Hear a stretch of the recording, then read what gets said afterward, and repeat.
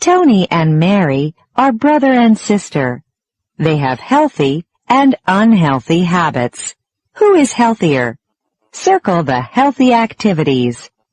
Hi, I'm Tony. I don't like to get up early.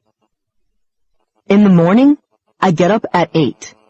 Then, I go to school at 8:30. I don't have much time for breakfast, so I usually eat very quickly.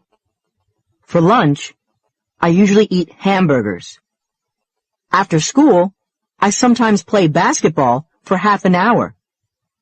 When I get home, I always do my homework first. In the evening, I either watch TV or play computer games. At 10:30, I brush my teeth, and then I go to bed. Mary is my sister. She usually gets up at 6:30.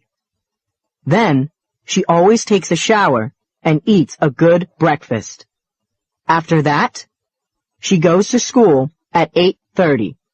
At 12, she eats lots of fruit and vegetables for lunch.